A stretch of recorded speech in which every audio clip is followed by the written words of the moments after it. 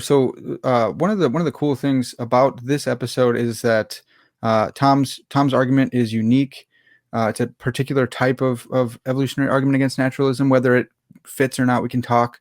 But can you just kind of lay out like the general family resemblance of evolutionary arguments for us, and then we can jump off from there into Tom's particular view?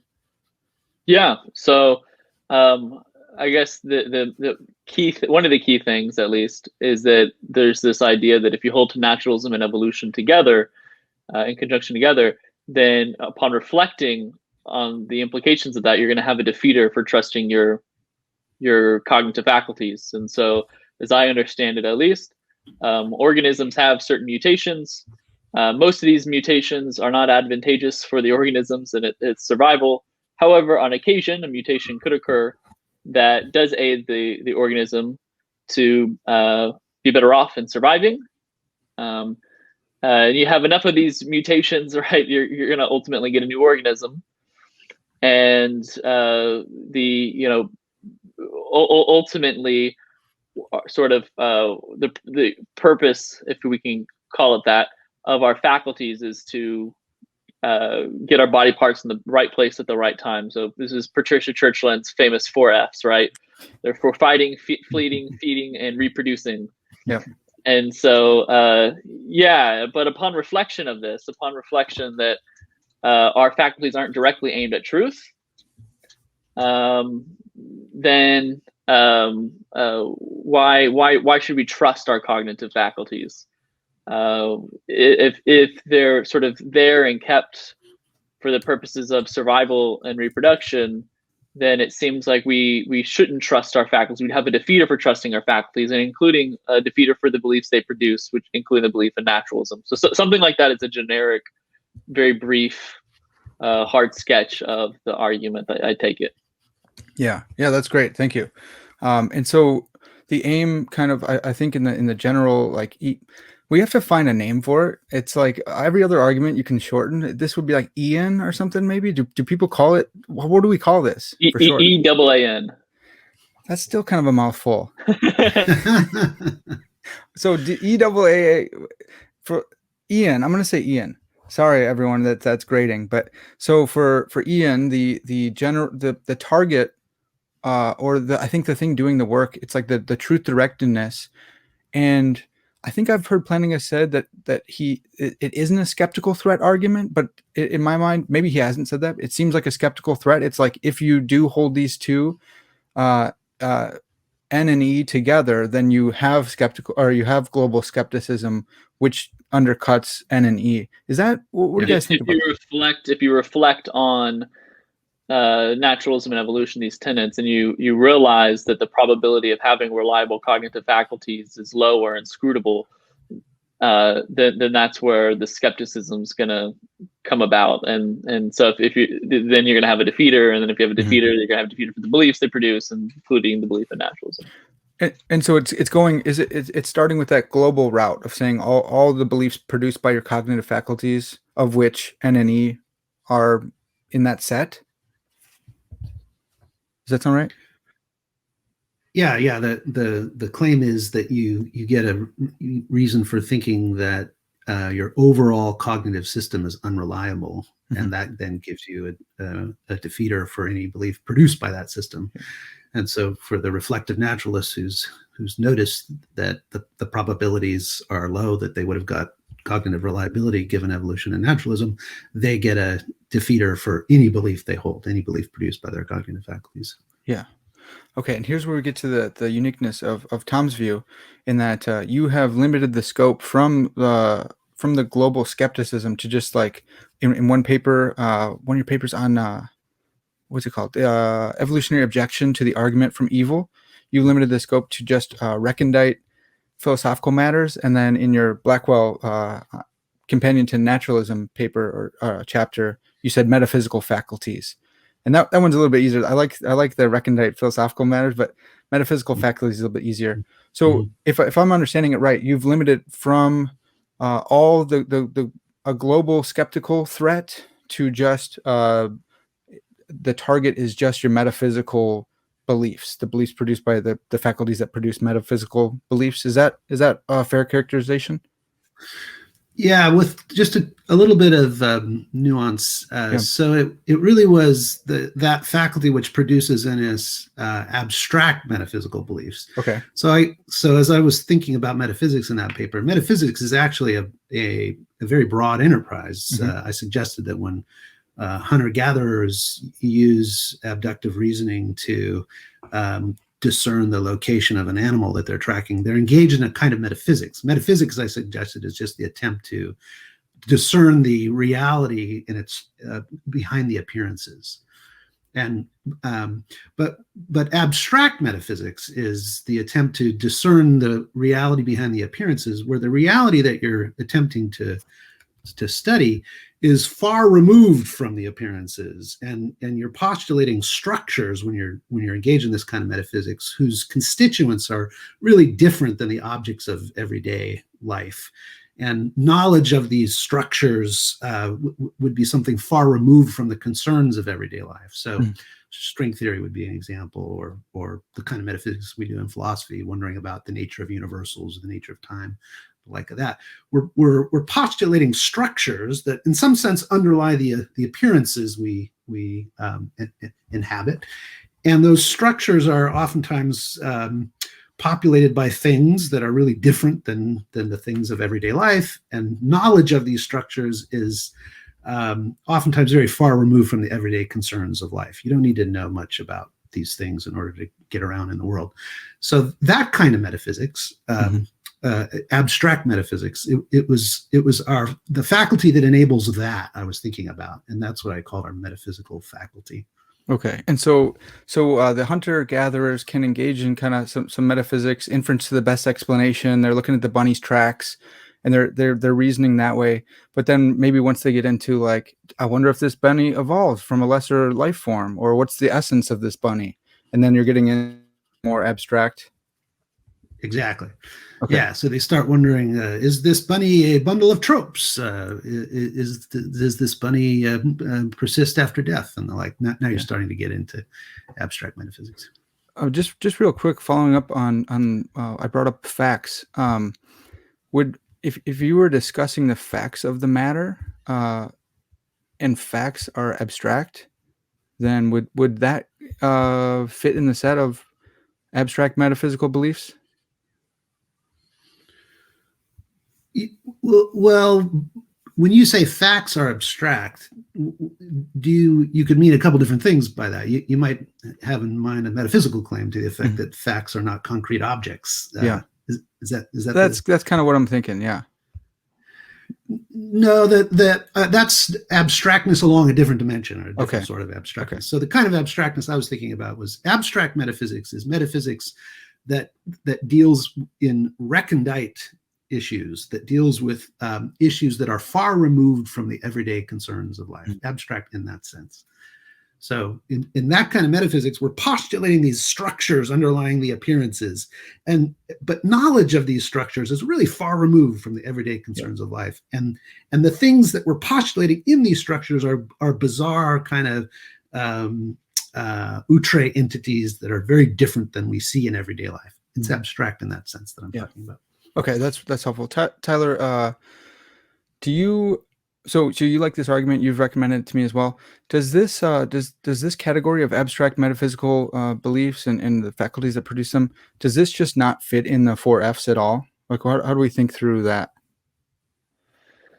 Yeah. So I think you would need to get into the kind of the basis of the argument and Tom will do a much better job at doing this than I would ever do, but where the idea is that for abduction requires imagination. You have to think of like different competing hypotheses that are relevant in order to determine which of the which hypothesis is actually the best one, which hypothesis is true, and then obviously you have to. So your imagination is quite robust, and the idea is that as our imagination is it as robust as it needs to be for thinking about competing hypotheses for these larger scale metaphysical enterprises. And so it just doesn't seem like that we're in a position to make a judgment call whether or not our imagination capacities are tracking in this sort of way on naturalism and evolution. At least that's how I understand Tom's argument. And what I think is interesting, and I'd love to hear Tom's comments on this. So in one of my works, I briefly mentioned Tom's argument, and then I say that I think it can easily still turn into an evolutionary argument against naturalism, not just a argument against naturalistic metaphysics, because if atheism or naturalism is a belief that's derived by these complex abductive faculties, so say you're like getting all the information in regarding the problem of evil, regarding the problem of divine hiddenness, fine tuning, you're taking in fine tuning arguments, you're taking in Kalam cosmological arguments, et cetera.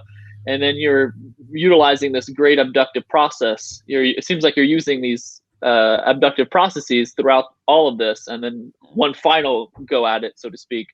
And so it seems like if your belief in atheism is the byproduct of your complex abductive faculties, and you have a defeater for these complex abductive faculties at this sort of level, then it seems to me that naturalism or atheism is still self-defeating in this way, and it can still be categorized as an evolutionary argument against naturalism. So I'd love to hear Tom's thoughts on this.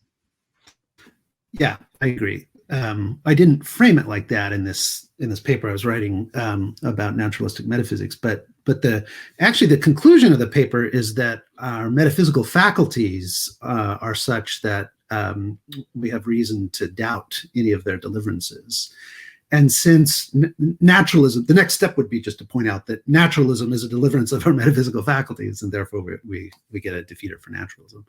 So yeah, it's a quick move from the argument I run in this paper to the evolutionary argument against naturalism. That's awesome.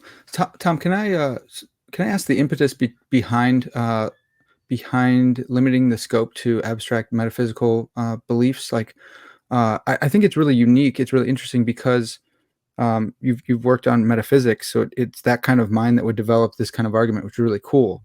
But what was the reasoning behind limiting the scope? Like, how does this help the argument get off the ground?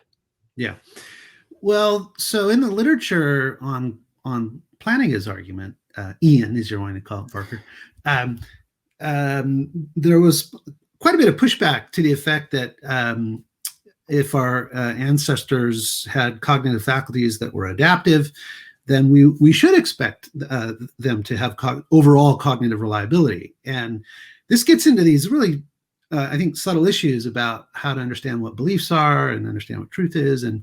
But at any rate, it's not just obvious that if our ancestors had their faculties produced by the usual evolutionary story, that there would be overall cognitive unreliability. I mean, I buy Al's argument, but there was a lot of controversy about that part of it. And I don't know exactly what the impetus was, but I started thinking, well, maybe that's right. But what would be surprising is if our ancestors got cognitive faculties that were reliable with respect to these really abstract questions, these that far removed from the everyday concerns of life. The usual story is that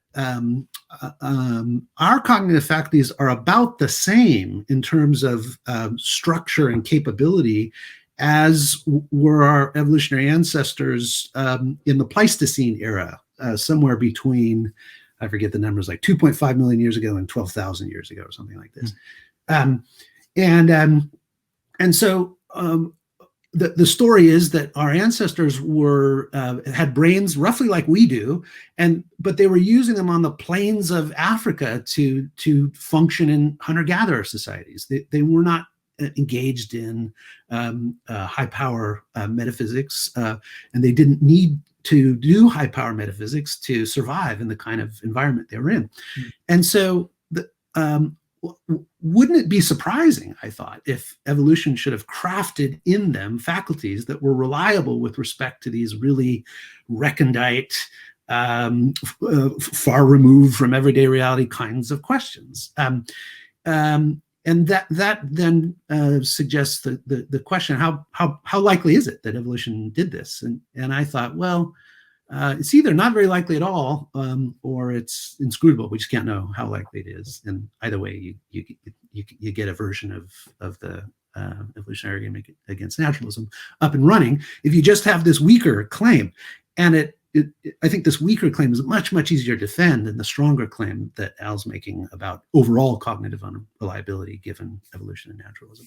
Yeah. Oh, that's great. I think you're right there. And it does remind me of, again, of Lewis's Miracles, or maybe De Futilitate, a little essay that he wrote, where he talks about this as well. He talks about the grand myth of naturalism, and how what people usually say is, yeah, that they started out as really low form, low resolution cognitive faculties that just through this process of evolution has sharpened and sharpened. And we kind of accidentally came to this point of being able to reason about mathematics and abstract objects. And it was just kind of the rising tide lifts all ships. And so I like that your argument is easier to defend, and it still targets those things, because the whole conversation is a conversation in abstract metaphysical beliefs and using our cognitive faculties which produce those.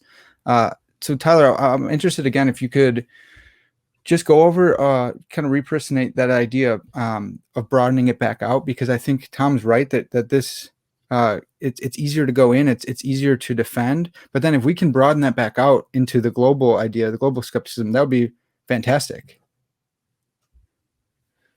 Yeah. So I think the pushback about trying to apply it to all types of beliefs, right, is something like this. That beliefs that aid in survival and reproduction just will be true beliefs, right?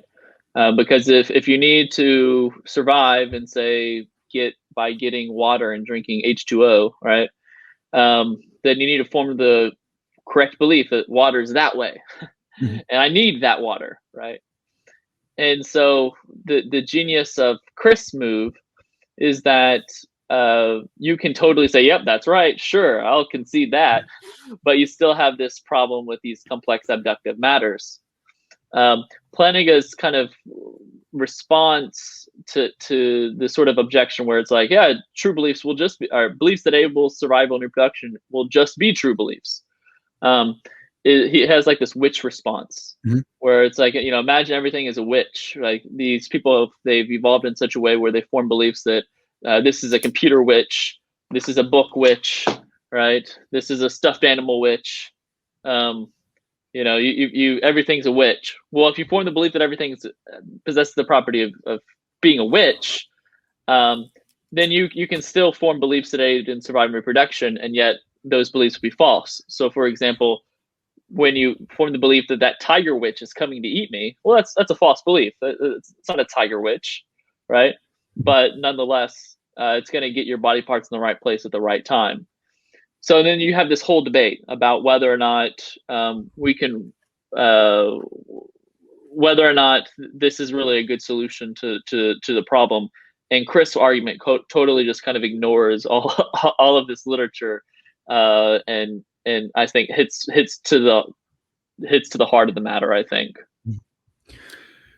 Parker, could I just add a little bit to that? Because the part about abduction, the way that it, I wanted to sort of follow up on how that fits in.